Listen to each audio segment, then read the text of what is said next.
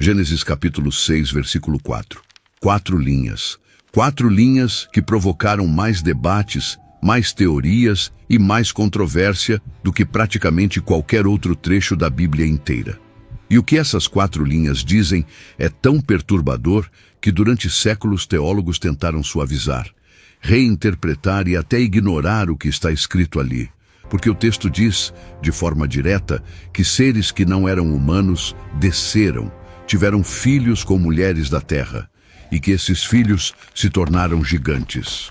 Não gigantes simbólicos, não metáforas, criaturas de carne e osso tão grandes e tão violentas que Deus olhou para o mundo que Ele mesmo havia criado e decidiu que a única solução era destruir tudo, apagar a humanidade inteira da face da terra.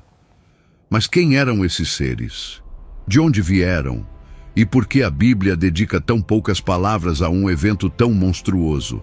Enquanto um livro antigo que foi banido do cânon bíblico conta essa história com detalhes que vão te deixar sem fôlego, para entender a verdadeira história dos Nefilins, a gente precisa voltar a um ponto da história humana que quase ninguém visualiza direito.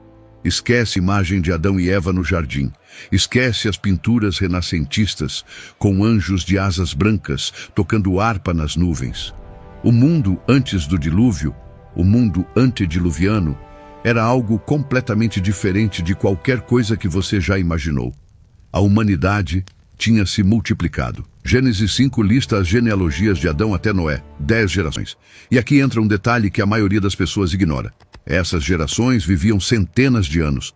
Adão viveu 930 anos. Sete viveu 912. Matusalém, o recordista, chegou a 969 anos. Isso não é detalhe poético. Isso muda tudo. Porque quando cada ser humano vive quase 1000 anos, a população explode de um jeito que nosso cérebro moderno não consegue calcular.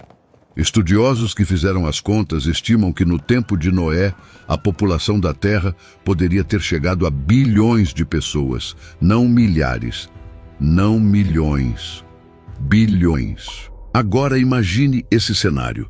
Um planeta inteiro povoado, civilizações se expandindo, o conhecimento acumulado por gerações que viviam séculos. E é exatamente nesse contexto que Gênesis 6 abre com uma frase que muda o rumo da história humana para sempre. Quando os homens começaram a se multiplicar sobre a face da terra, e deles nasceram filhas, viram os filhos de Deus que as filhas dos homens eram formosas, e tomaram para si mulheres de todas as que escolheram. Filhos de Deus. Em hebraico, Bené Elohim. Essa expressão é a chave de tudo. Porque a pergunta que define toda a história dos Nefilins é uma só. Quem são os Bené Elohim? Quem são esses filhos de Deus que olharam para as mulheres humanas, as desejaram e desceram para tê-las? Existem 3 teorias principais. E a que você escolher muda radicalmente o que os Nefilins significam. A primeira teoria, a mais confortável e a mais popular em certos círculos, diz que os filhos de Deus eram simplesmente os descendentes de Sete, o terceiro filho de Adão, a linhagem piedosa, e as filhas dos homens seriam as descendentes de Caim, a linhagem corrompida. Ou seja, o pecado de Gênesis 6 seria casamento entre famílias fiéis e famílias rebeldes. Parece simples, parece limpo, parece teologicamente seguro. Tem um problema. O texto não diz isso em lugar nenhum. A expressão filhos de Deus, Bené Elohim, aparece em outros lugares do Antigo Testamento. Em Jó 1:6, os Bené Elohim se apresentam diante de Deus e Satanás está entre eles. Em Jó 38:7, os Bené Elohim cantam de alegria quando Deus funda a terra, antes de qualquer ser humano existir. Em Daniel, Nabucodonosor olha para a fornalha e vê uma quarta figura semelhante a um filho dos deuses. Em todo lugar onde essa expressão aparece, ela se refere a seres celestiais, anjos, não humanos. A segunda teoria diz que os filhos de Deus eram reis ou governantes poderosos, que usavam títulos divinos, como faziam os faraós do Egito. Essa interpretação tem base histórica, porque no mundo antigo, reis se declaravam filhos de deuses para justificar seu poder absoluto. Mas essa leitura esbarra num problema fatal. Se eram apenas reis casando com mulheres bonitas, por que o resultado foi uma raça de gigantes? Reis humanos se casando com mulheres humanas produzem humanos, não nefilins. E isso nos leva à terceira teoria, a mais antiga, a mais perturbadora, e a que praticamente todos os estudiosos judeus antes de Cristo e todos os pais da igreja nos primeiros séculos do cristianismo acreditavam ser verdade. Os Bené Elohim eram anjos. Se você acredita que isso é impossível, que anjos não podem interagir fisicamente com humanos, eu entendo a resistência. Mas antes de descartar essa ideia, olha o que a própria Bíblia diz. Em Gênesis 18, 3 seres aparecem diante de Abraão. O texto os chama de homens. Abraão lava os pés deles, prepara comida, e eles comem.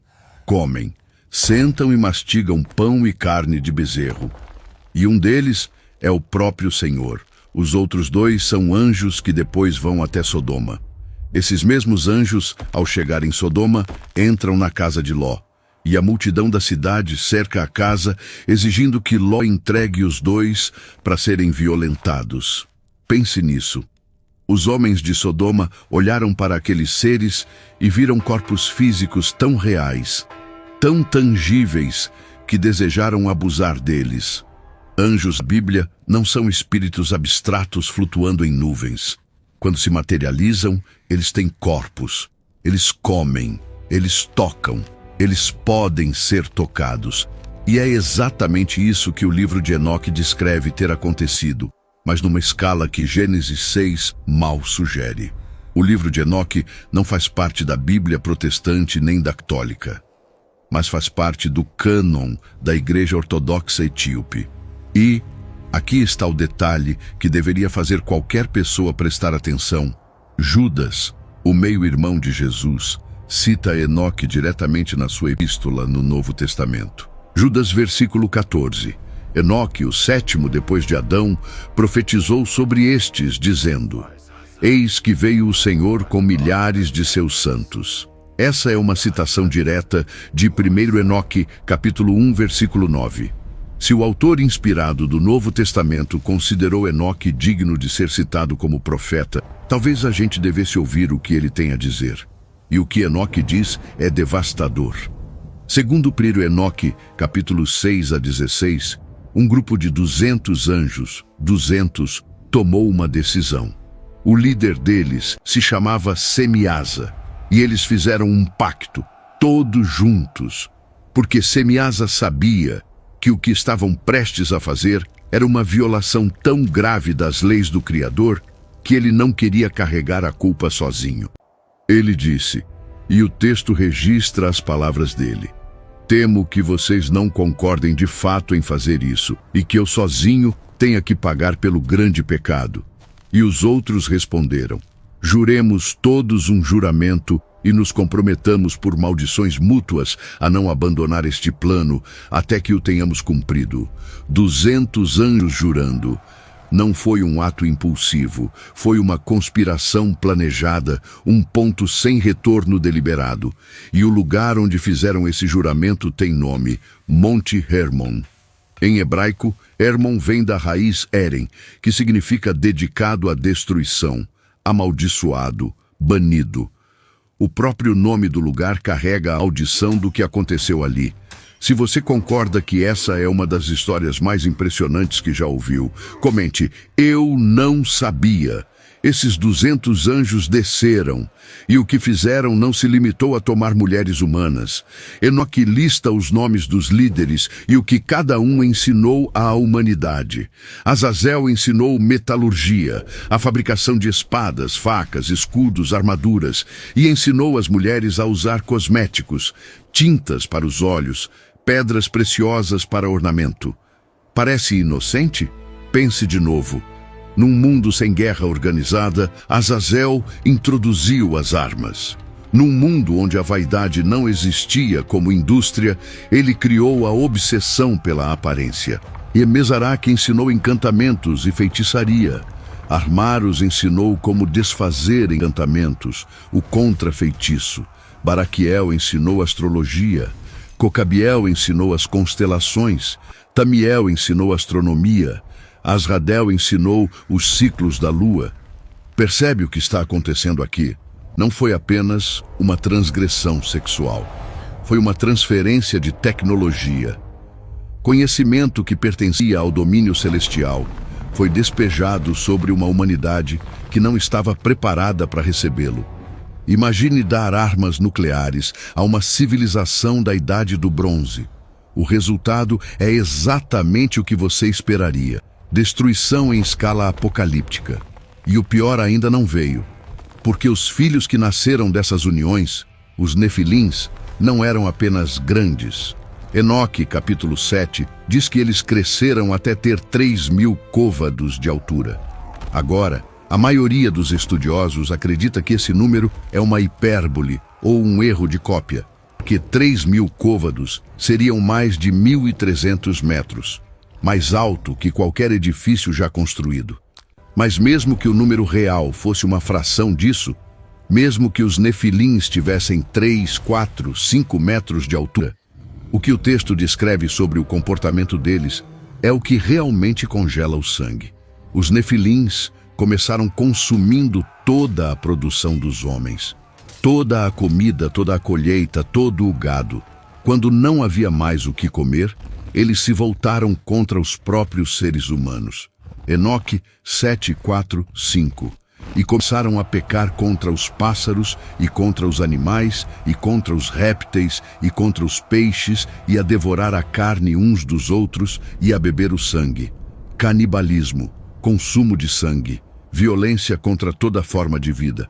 Os Nefilins não eram simplesmente gigantes, eram predadores. E a humanidade, que já havia recebido armas e magia dos anjos caídos, se afundou junto. A violência se espalhou como um vírus. A corrupção contaminou toda a carne. E essa expressão em Gênesis é importante. Toda a carne havia corrompido seu caminho sobre a terra. Não só humanos, toda a carne, animais. O ecossistema inteiro estava sendo distorcido. E é aqui que Gênesis 6 finalmente faz sentido completo. Quando você lê: arrependeu-se o Senhor de haver feito o homem na terra, e pesou-lhe em seu coração. Não é Deus reagindo a pecados comuns. Não é mentira, não é roubo, não é idolatria. É a própria estrutura da criação sendo desfeita. O DNA humano sendo misturado com algo que não deveria existir. A ordem natural sendo invertida.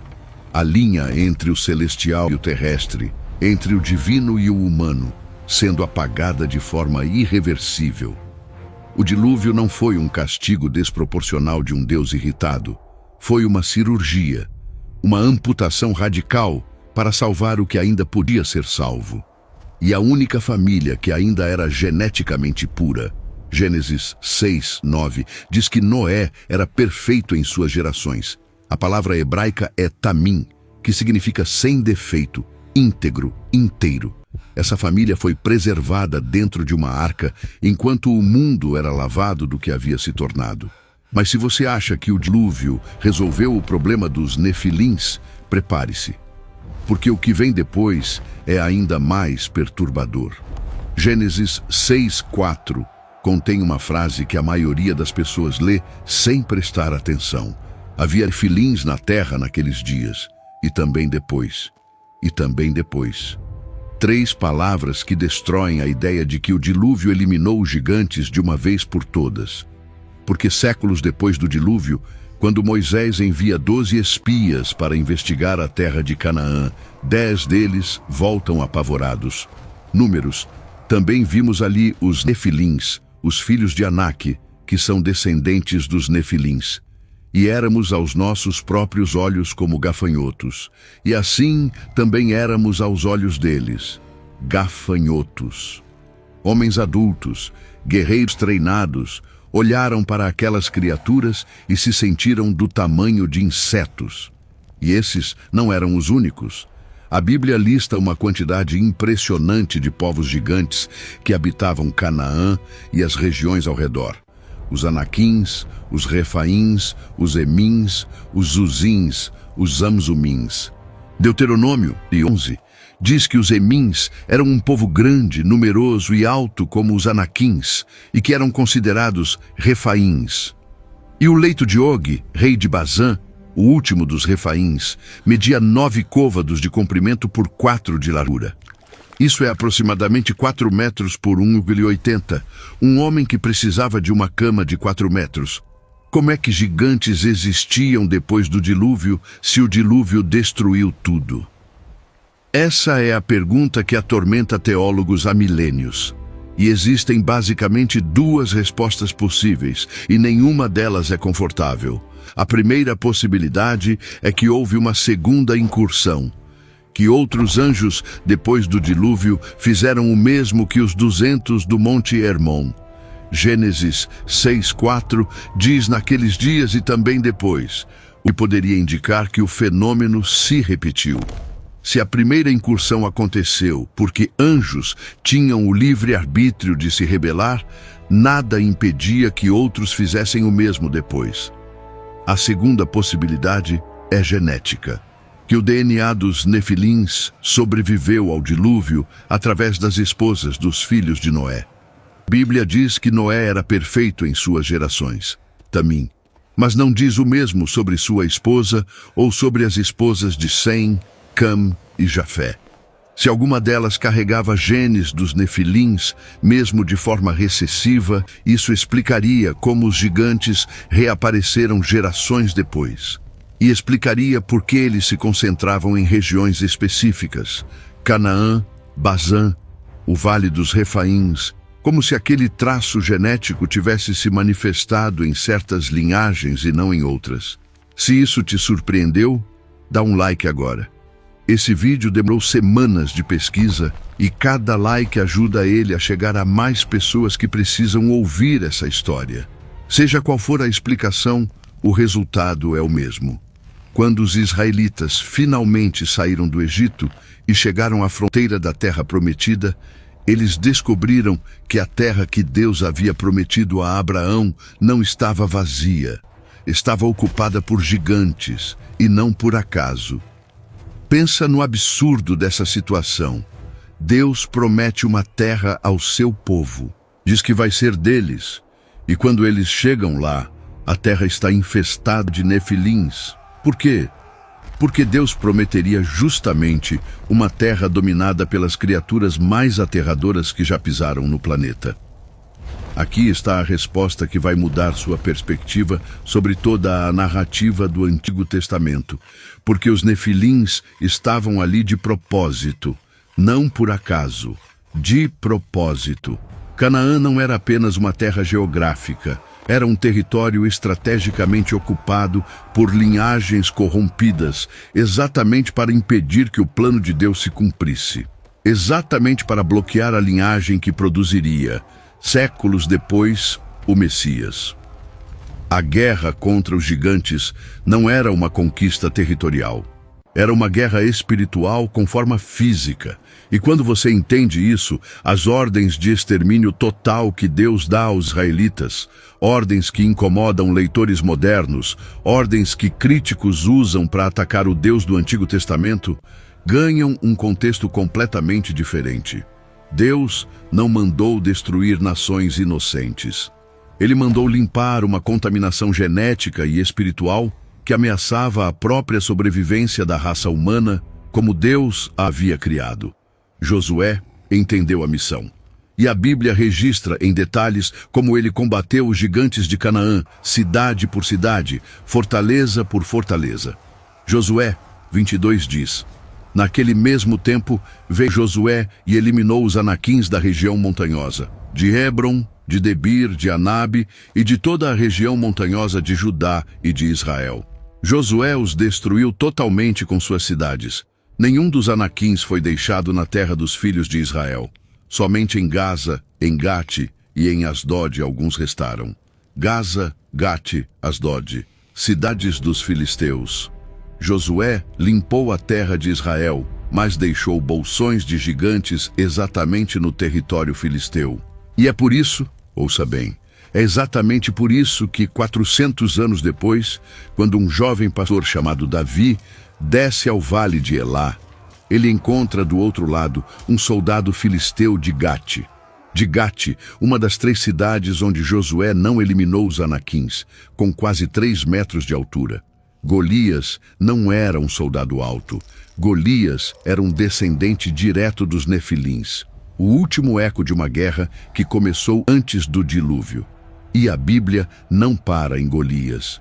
Segundo Samuel 21, registra que Davi e seus guerreiros enfrentaram mais 4 gigantes, todos de Gate. Um deles tinha 6 dedos em cada mão e 6 dedos em cada pé, 24 dedos. Esse nível de detalhe físico no texto não é acidente. O autor está documentando uma anomalia genética real, uma mutação que marcava aquela linhagem como algo diferente do resto da humanidade. Mas aqui está o que quase ninguém conecta. Enquanto a Bíblia conta a história dos Nefilins em fragmentos, uma linha em Gênesis, uma referência em Números, uma batalha em Josué, um duelo em Samuel, outras civilizações antigas estavam contando a mesma história, com outros nomes, em outras línguas, mas com os mesmos detalhes. Os sumérios falavam dos Anunnaki, seres que desceram do céu e se misturaram com humanos. Os gregos tinham os titãs, filhos de deuses que se uniram a mortais e geraram semideuses gigantes. Os mesopotâmicos tinham Gilgamesh, 2/3 deus, 1/3 humano, um rei gigante que buscava a imortalidade. Os nórdicos tinham os Jotnar, os hindus tinham os Rakshasas e os Daityas. Culturas que nunca tiveram contato entre si, separadas por oceanos e milênios, contando variações da mesma história. Seres celestiais desceram, se misturaram com humanos e seus filhos foram gigantes que dominaram a Terra. Coincidência? Quando uma história aparece em uma cultura, pode ser mito. Quando aparece em 2, pode ser influência. Mas quando aparecem dezenas de civilizações independentes ao redor do planeta inteiro, isso não é mito, isso é memória. Memória coletiva de algo que realmente aconteceu, filtrada através de milhares de anos de tradição oral e adaptada à linguagem de cada povo. E se isso é memória real, então o que Gênesis 6 descreve não é alegoria, não é poesia, não é metáfora para casamentos mistos ou reis tiranos. É o registro mais antigo e mais direto de um evento que mudou o curso da história humana. Um evento tão traumático que ecoou na memória de toda a civilização que veio depois. Mas a história dos Nefilins não termina no Antigo Testamento. E o que vem agora vai conectar tudo que você ouviu até aqui a algo que talvez você nunca tenha considerado: o destino dos anjos que começaram tudo isso e o que a Bíblia diz sobre onde eles estão agora, neste exato momento. Você já se perguntou o que acontece quando um anjo desobedece a Deus? Não um humano, um anjo. Um ser que viu a glória de Deus com os próprios olhos, que existia na presença direta do Criador e que mesmo assim escolheu se rebelar. A Bíblia dá uma resposta e ela é aterrorizante. Judas, versículo 6. E aos anjos que não guardaram o seu principado, mas abandonaram a sua própria habitação, ele os reservou em cadeias eternas na escuridão para o juízo do grande dia.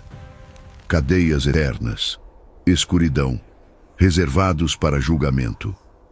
Esses não são anjos caídos comuns. Satanás está solto. Os demônios que Jesus expulsava durante seu ministério estavam soltos, operando livremente. Mas esses anjos, os que abandonaram sua própria habitação, os que deixaram o domínio celestial para se unir a mulheres humanas, esses receberam um tratamento diferente. Esses foram presos imediatamente. E a palavra que Judas usa para a habitação é oiketerion, em grego. E ela aparece apenas 2 vezes em todo o Novo Testamento. A outra vez é em 2 Coríntios 5:2, onde Paulo fala do corpo celestial que os crentes receberão na ressurreição. Ou seja, oiketerion se refere ao corpo, a forma de existência de um ser. Os anjos que abandonaram seu oiketerion, abandonaram sua forma celestial para assumir corpos físicos. E por isso foram punidos de um modo que nenhum outro anjo rebelde foi. Pedro confirma e expande o que Judas diz. 2 Pedro 2:4. Porque se Deus não perdoou os anjos que pecaram, mas os lançou no Tártaro, entregando-os a cadeias de escuridão, ficam reservados para o juízo. Tártaro. Essa palavra aparece uma única vez em toda a Bíblia. Não é o Sheol, que é o mundo dos mortos hebreus. Não é o Hades, que é o equivalente grego. Não é o Geena, que Jesus usava para descrever o juízo final. É o Tártaro. E na mitologia grega, o Tártaro era o abismo mais profundo que existia, um lugar abaixo do próprio Hades, onde os titãs foram aprisionados depois de perderem a guerra contra os deuses olímpicos. Pedro, escrevendo sob inspiração do Espírito Santo, escolheu exatamente essa palavra. Não qualquer palavra para prisão ou castigo. Tártaro. O lugar onde os gregos diziam que os gigantes filhos dos deuses foram trancados. A mesma história, o mesmo destino. Contada por culturas diferentes, com vocabulários diferentes, mas apontando para o mesmo evento. O livro de Enoque detalha o que a Bíblia resume em versículos. Segundo Enoque, quando o clamor da humanidade subiu até o céu, quando o sangue derramado pelos nefilins e a violência ensinada pelos vigilantes se tornou insuportável, Deus enviou 4 arcanjos com ordens específicas. Rafael recebeu a ordem de prender Azazel. Amarre as mãos e os pés de Azazel e lance-o na escuridão. Faça uma abertura no deserto que está em Dudael e lance-o ali. Coloque sobre ele rochas ásperas e pontiagudas e cubra-o com escuridão. Ali ele permanecerá para sempre e cubra seu rosto para que ele não veja a luz. Para sempre na escuridão, com o rosto coberto, para que nunca mais veja um único raio de luz. Miguel recebeu a ordem de lidar com Semiasa e os outros. Vai e anuncia a Semiasa e a todos os seus companheiros que se uniram às mulheres e se contaminaram com elas. Eles serão amarrados por 70 gerações debaixo das colinas da terra até o dia do julgamento final. 70 gerações, presos debaixo da terra. E isso não era o castigo final, era apenas a detenção temporária até o julgamento real. Agora presta atenção, porque aqui está uma conexão que muda tudo. Se os anjos caídos, os vigilantes, os 200 do Monte Hermon, foram presos imediatamente, acorrentados no Tártaro, trancados na escuridão, então eles não são os demônios.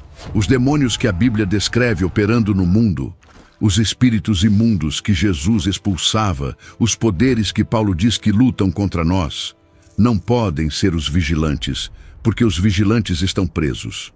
Então quem são os demônios? De onde eles vieram? A resposta está no destino dos nefilins.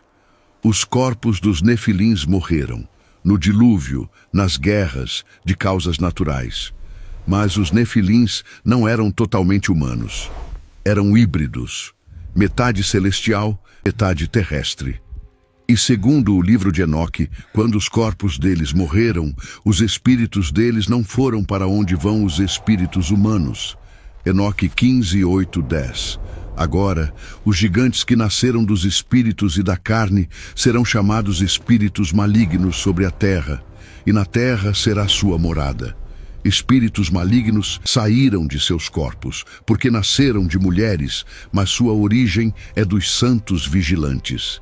Espíritos malignos serão sobre a terra e serão chamados espíritos malignos. Os espíritos do céu têm sua morada no céu, e os espíritos da terra que nasceram na terra têm sua morada na terra. E os espíritos dos gigantes oprimirão, corromperão, cairão, lutarão e causarão destruição sobre a terra e provocarão lamento. Eles não comerão alimento, nem terão sede, nem serão vistos. Relê essa última linha. Não comerão alimento, nem terão sede, nem serão vistos. Espíritos sem corpo, invisíveis, vagando pela terra, buscando algo que perderam. E agora abre o Novo Testamento. Mateus. Quando o espírito imundo sai de um homem, anda por lugares áridos, buscando repouso e não encontra. Então diz: voltarei para minha casa de onde saí, a casa dele. O espírito imundo chama o corpo humano de minha casa. Por que um espírito buscaria desesperadamente habitar um corpo de carne? Por que essa obsessão em entrar dentro de pessoas? Porque eles já tiveram corpos, nasceram em corpos, viveram como seres de carne e osso. E quando perderam essa forma física, ficaram presos entre dois mundos, celestiais demais para o Sheol, terrestres demais para o céu, sem descanso, sem morada, vagando, buscando carne para habitar, porque a carne é tudo que eles conheciam. Os demônios não são anjos caídos, são os espíritos dos nefilins mortos. E se isso é verdade, então toda a narrativa do Novo Testamento ganha uma dimensão que a maioria dos cristãos nunca percebeu.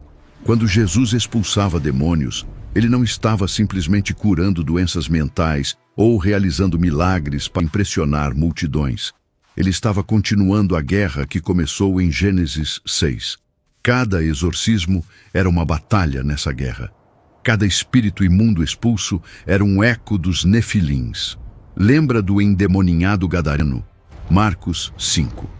Um homem possuído por uma legião de espíritos, tão forte que correntes não conseguiam segurá-lo, vivendo entre os túmulos, gritando dia e noite, se cortando com pedras. Jesus pergunta o nome do espírito. A resposta: legião, porque somos muitos. E quando Jesus os expulsa, os espíritos pedem, imploram, para não serem enviados ao abismo. Essa palavra, abismo, em grego é abissos, e é a mesma palavra usada em Apocalipse 9 para descrever o lugar de onde uma horda de criaturas será liberada nos últimos dias. Os espíritos sabiam que existia um lugar de aprisionamento esperando por eles. O mesmo tipo de prisão onde os pais deles, os vigilantes, já estavam trancados. E eles tinham pavor de ir para lá. Então pediram para entrar nos porcos. Preferiram habitar animais a enfrentar o abismo. E os porcos, incapazes de suportar aquela presença, se atiraram de um penhasco e morreram afogados. 2.000 porcos, o que exigia que aqueles espíritos encontrassem novos hospedeiros, ou vagassem novamente, sem descanso, sem corpo, sem casa. E agora eu preciso te levar a um lugar que a maioria dos estudos bíblicos não vai. Porque existe uma camada arqueológica nessa história que é impossível de ignorar.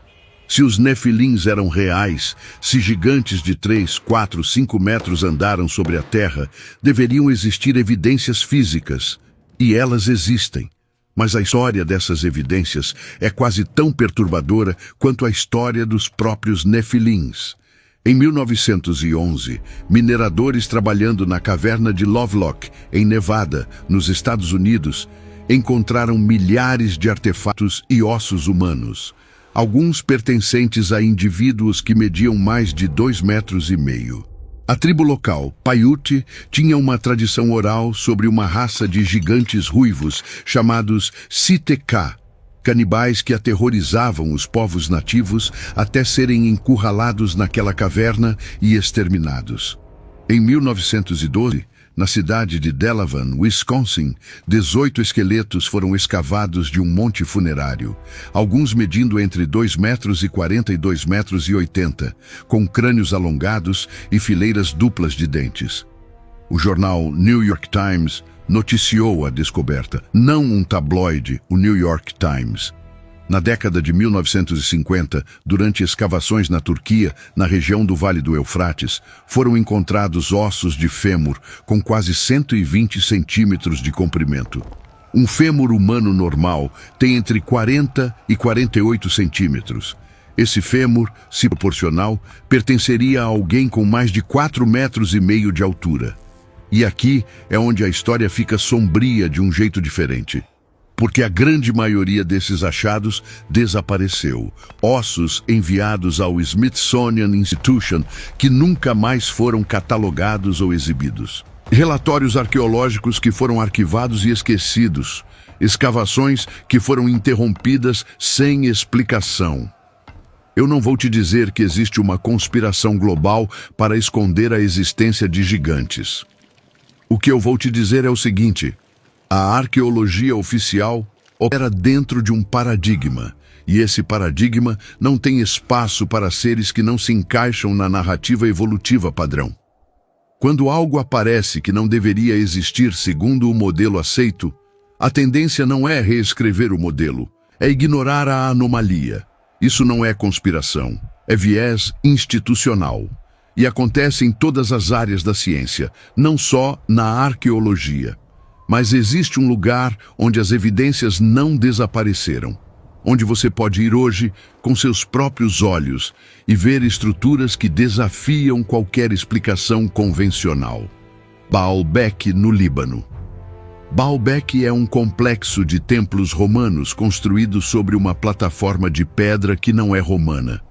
Ninguém sabe quem construiu a plataforma. Ela é feita de blocos de pedra que pesam entre 800 e 1.200 toneladas cada. Para comparação, os maiores blocos das pirâmides de Gizé pesam 80 toneladas. Os blocos de Baalbek pesam 15 vezes mais. E um deles, a Pedra da Gestante, ainda parcialmente presa à pedreira, pesa estimadas 1.650 toneladas. Nenhuma tecnologia conhecida na antiguidade poderia mover essas pedras.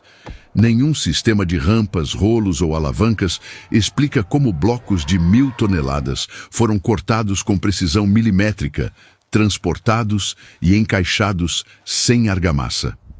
Os próprios romanos, que eram os maiores engenheiros do mundo antigo, não construíram a plataforma.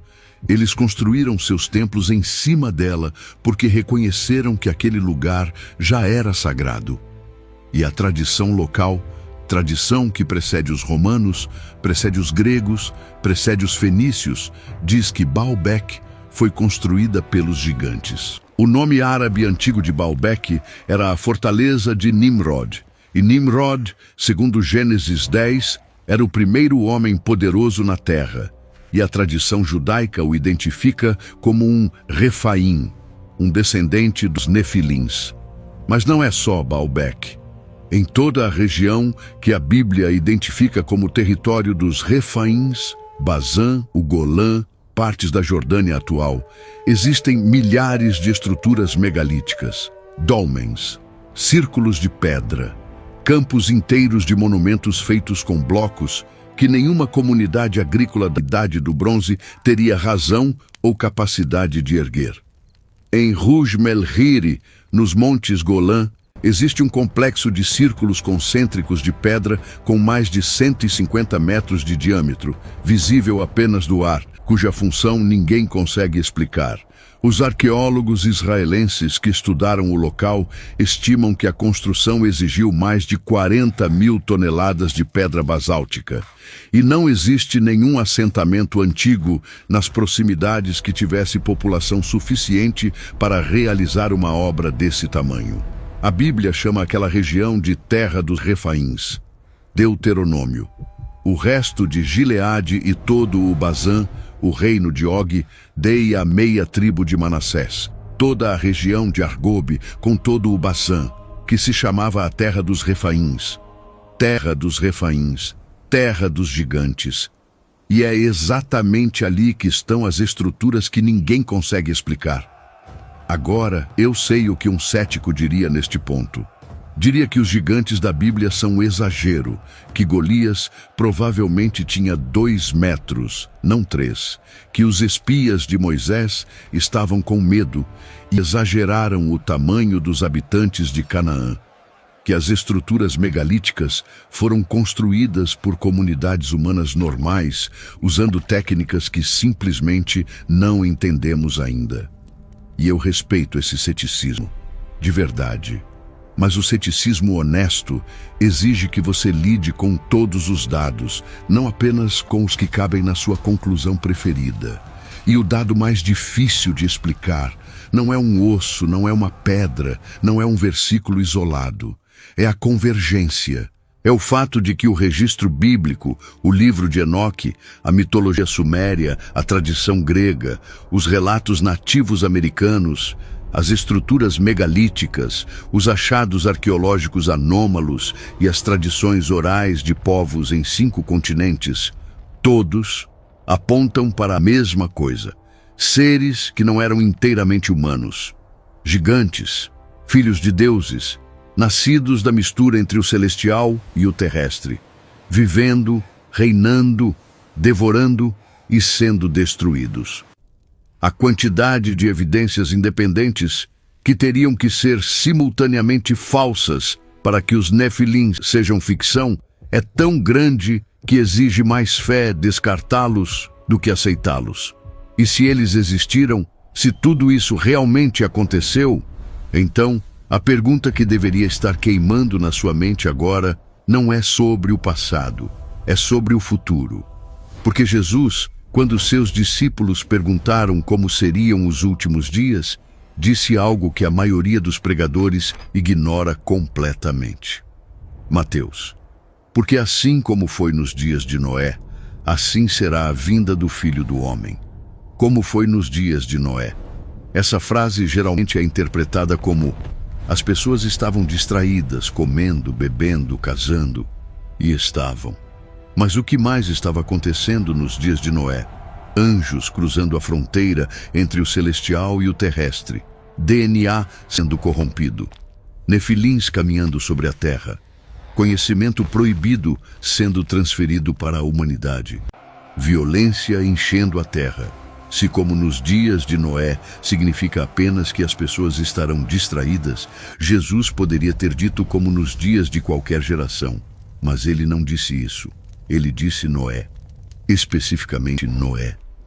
E os dias de Noé tinham algo que nenhum outro período da história tinha: a presença dos nefilins e a violação da barreira entre o humano e o sobre-humano.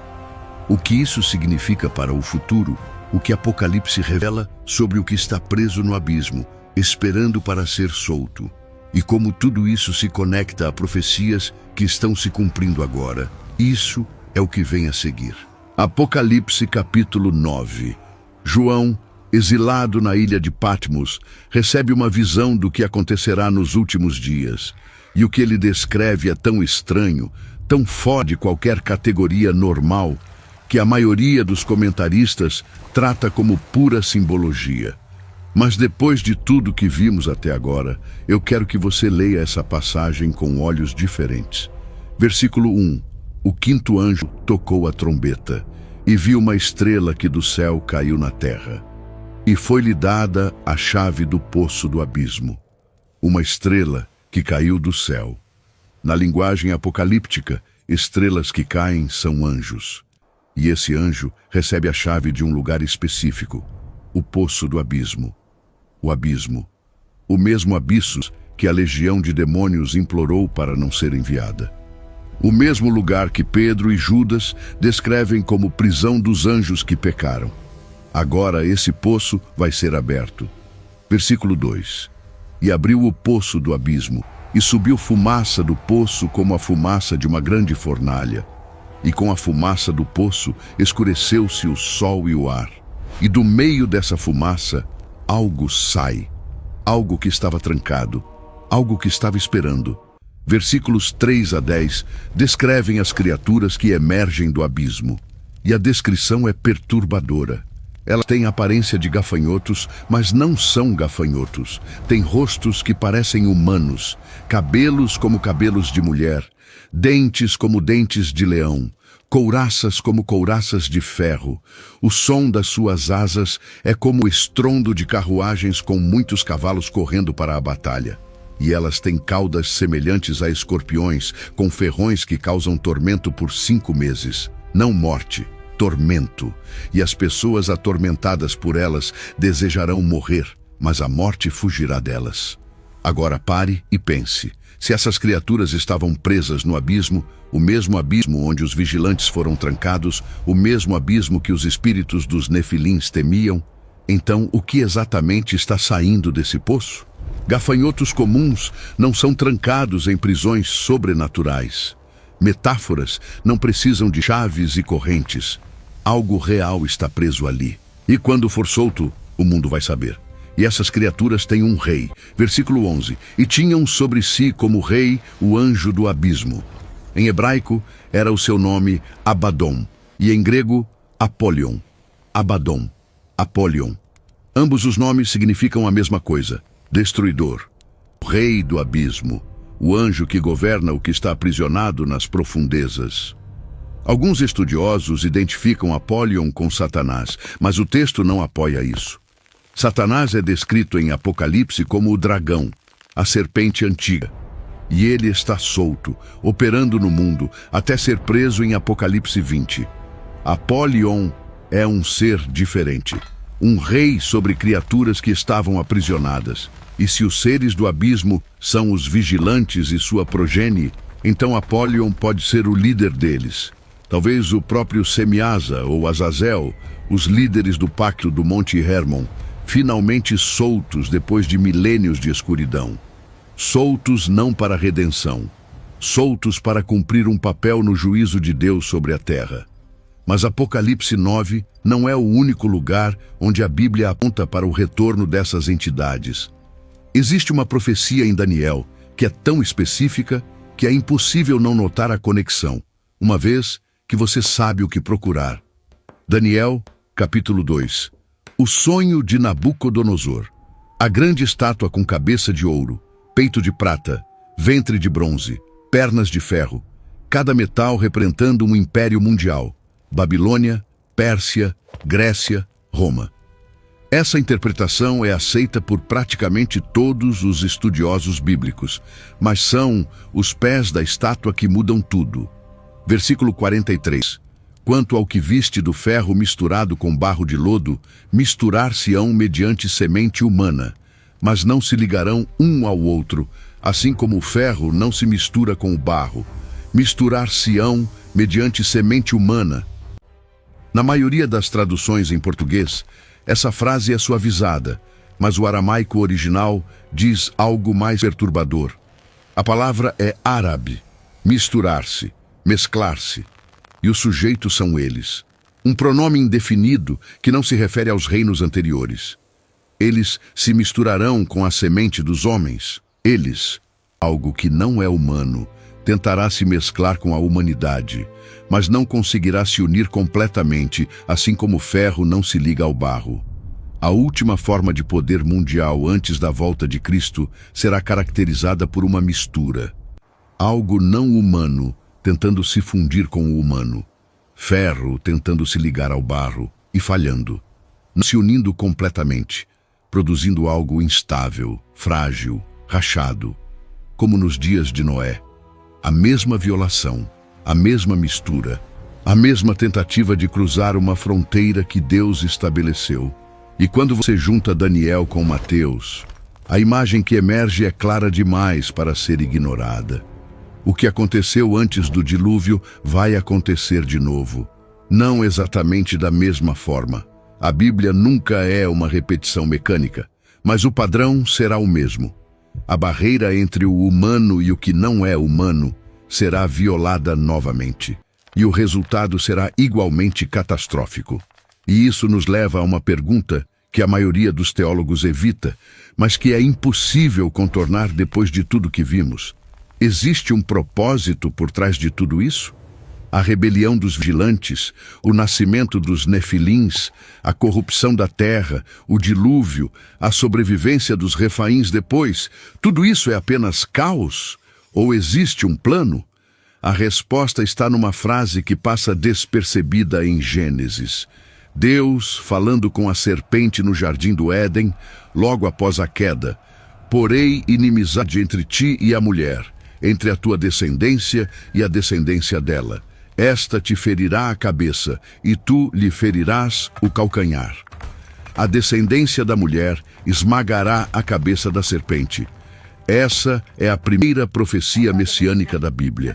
A promessa de que um descendente humano, nascido de mulher, derrotaria Satanás. e a palavra usada para descendência é Zera, semente. A semente da mulher, uma linhagem, um DNA, uma genética que precisava permanecer intacta desde Eva até o nascimento do Messias. Agora releia Gênesis 6 com essa informação. Os vigilantes descem, se unem a mulheres humanas, corrompem a genética da humanidade. E Gênesis 6:9 diz que Noé era íntegro em suas gerações. Tamim, em hebraico, a mesma palavra usada para animais sem defeito nos sacrifícios. Puro, sem mistura. A linhagem dele não tinha sido contaminada.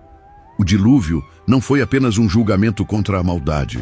Foi uma operação de resgate.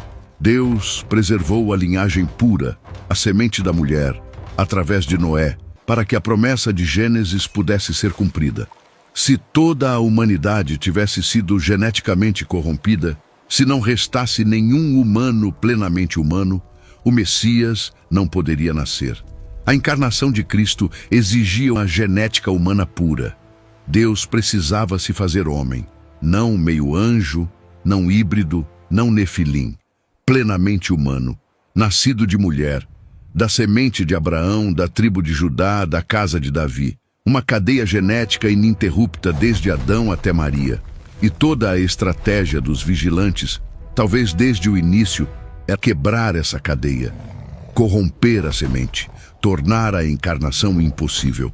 Não era luxúria, era sabotagem, uma operação militar com um objetivo teológico, impedir que o Salvador nascesse. E isso explica algo que sempre pareceu desproporcionalmente violento no Antigo Testamento.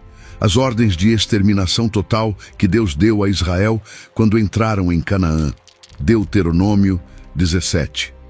Porém, nas cidades destas nações, que o Senhor teu Deus te dá em herança, não deixarás com vida nada que respire. Antes, como te ordenou o Senhor teu Deus, destruirás totalmente os hititas, os amorreus, os cananeus, os perizeus, os heveus e os jebuseus. Durante séculos, céticos usaram essas passagens para acusar o Deus da Bíblia de genocida. E sem o contexto de Gênesis 6, é difícil responder. Mas com o contexto, a imagem muda completamente. Onde estavam os refaíns? Em Canaã. Para onde os espias foram e voltaram dizendo, somos como gafanhotos diante deles? Canaã. Onde estava Og, o rei com a cama de 4 metros? Em Bazã, que é a parte de Canaã. Onde estavam os anaquins, os descendentes de Arba, o maior homem entre os anaquins? Em Hebron, dentro de Canaã. A terra prometida não era apenas uma terra de leite e mel. Era a terra onde os descendentes dos nefilins tinham se concentrado. E a conquista de Canaã não era genocídio, era o mesmo tipo de limpeza que o dilúvio foi. Deus usando Israel como instrumento para eliminar linhagens contaminadas que ameaçavam a semente messiânica. Josué não estava conquistando território, estava completando o trabalho que o dilúvio começou. E Josué quase terminou o trabalho.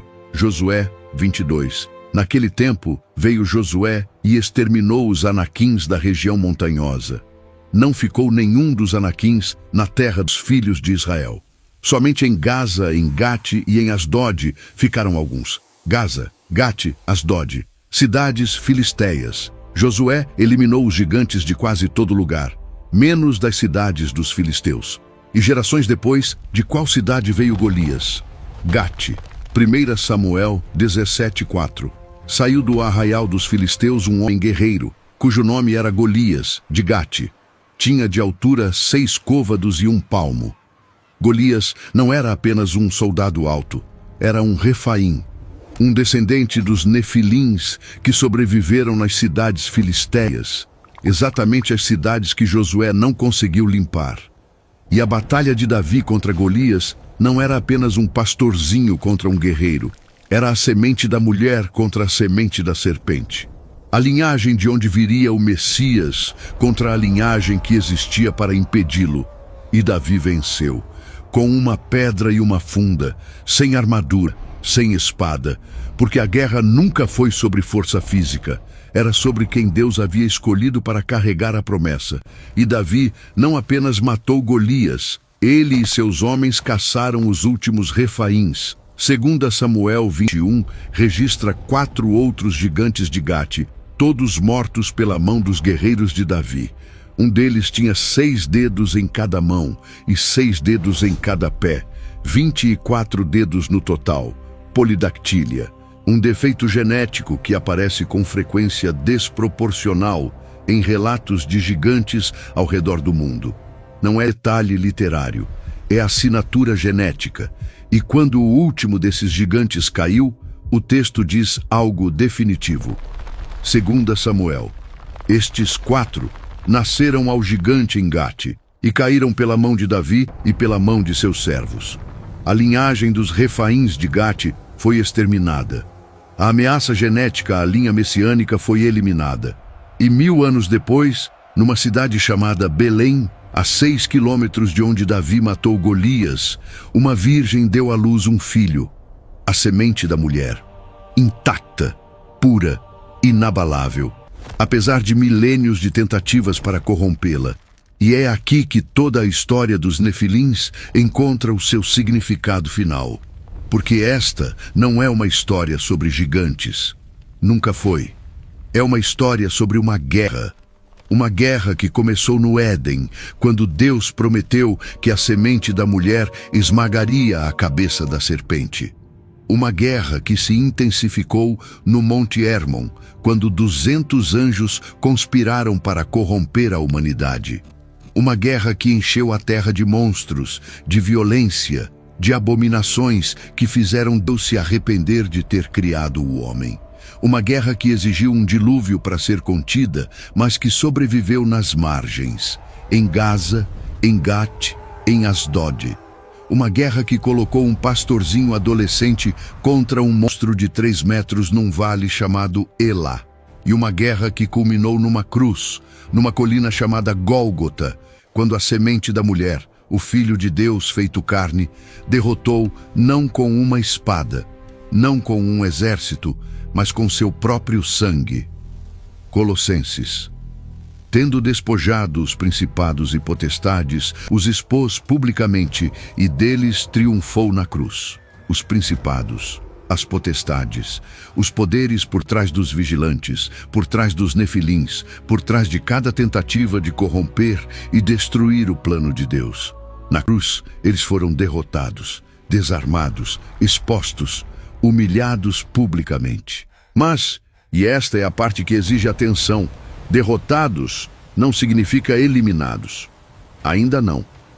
Paulo escreve em Efésios: porque a nossa luta não é contra carne e sangue, mas contra os principados, contra as potestades, contra os poderes deste mundo tenebroso, contra as forças espirituais do mal nas regiões celestiais. A guerra continua. Os espíritos dos nefilins ainda vagam. Os principados e potestades ainda operam. Apocalipse deixa claro que antes do fim, o abismo será aberto. O que está preso será solto. Não porque Deus perdeu o controle, mas porque o último capítulo dessa guerra precisa ser escrito. E será escrito não nas sombras, não em cavernas, não em prisões subterrâneas, mas à luz do dia, diante de toda a criação. Apocalipse 20, versículos 1 a 3. Um anjo desce do céu com a chave do abismo e uma grande corrente. Ele prende Satanás por 1000 anos e o lança no abismo, o mesmo abismo onde os vigilantes já estão. E depois dos 1000 anos, Satanás será solto por um pouco de tempo. E depois disso, versículos 10 e 14, o diabo, a morte, o Hades e todo nome que não estiver no livro da vida serão lançados no lago de fogo. A prisão do Tártaro era temporária. As correntes de escuridão eram provisórias. 70 gerações de detenção, como Enoque profetizou, tinham um prazo. Porque Deus não tranca seus inimigos para sempre no escuro. Ele os traz à luz para o julgamento final. E nesse julgamento, os vigilantes que abandonaram o céu por carne, os nefilins que devoraram a terra, os espíritos que vagaram por milênios buscando corpos para habitar, todos enfrentarão o tribunal do Criador que eles desafiaram. E é por isso que essa história importa. Não porque gigantes são fascinantes, embora sejam. Não porque a arqueologia é intrigante, embora seja. Mas porque ela revela a verdadeira natureza da realidade em que vivemos. Você não está vivendo num universo neutro, onde coisas simplesmente acontecem por acaso. Você está vivendo num campo de batalha. Uma guerra que começou antes de você nascer e que terminará depois que tudo que você conhece tiver passado. E os lados dessa guerra não mudaram desde Gênesis 3. De um lado, o Deus que criou a humanidade à sua imagem e prometeu redimi-la. Do outro, poderes que desde o início tentam corromper, destruir e apagar essa imagem. Os nefilins não foram um acidente da história, foram uma arma numa guerra espiritual.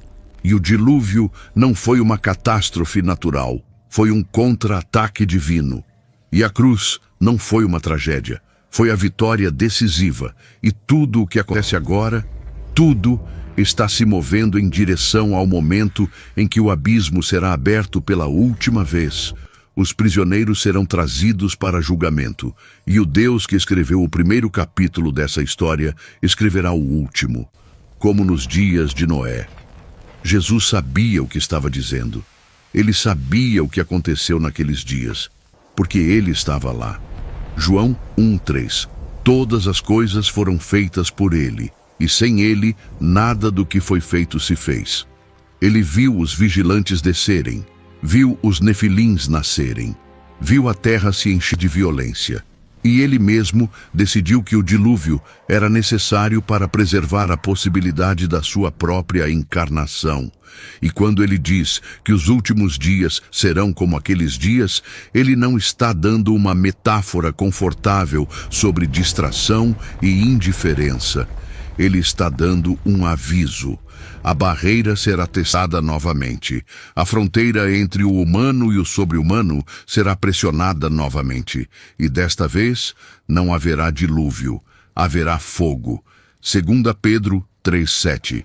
Mas os céus e a terra que agora existem pela mesma palavra se reservam como tesouro e se guardam para o fogo até o dia do juízo e da perdição dos homens ímpios. O mesmo Pedro que mencionou o Tártaro, o mesmo Pedro que falou dos anjos que pecaram, agora diz que a próxima purificação não será por água, será por fogo, e será final. Então onde isso te deixa? Porque esta não é uma história que você pode ouvir e simplesmente seguir em frente como se nada tivesse mudado. Se os nefilins foram reais, então a Bíblia não é uma coleção de mitos morais, é um registro de guerra. Se os vigilantes foram presos no Tártaro, então existe um sistema de justiça cósmica operando além do que seus olhos podem ver. Se os espíritos dos nefilins são os demônios que ainda operam no mundo, então a batalha espiritual não é uma metáfora. É a realidade mais concreta que existe.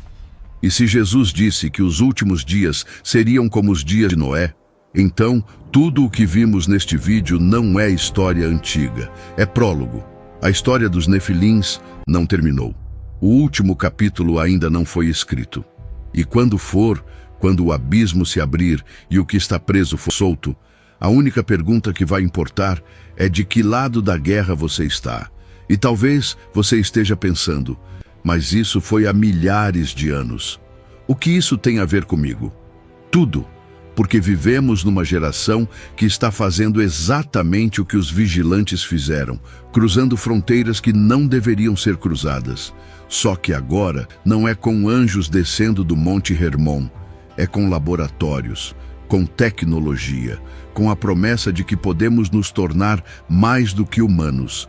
Edição genética, inteligência artificial projetada para superar a mente humana. Implantes neurais que prometem fundir homem e máquina. Cientistas falando abertamente em criar uma nova espécie, o pós-humano. ferro se misturando com barro, o mesmo impulso, a mesma ambição, a mesma recusa em aceitar os limites que o Criador estabeleceu, e a mesma promessa que a serpente fez no Éden: sereis como Deus. Não é coincidência que esta geração seja obcecada com gigantes, com seres sobrenaturais, com super-humanos.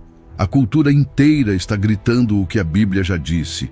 Algo dentro da humanidade sabe que existe mais, que o mundo visível não é tudo que existe, que há uma dimensão além e que algo ali quer entrar.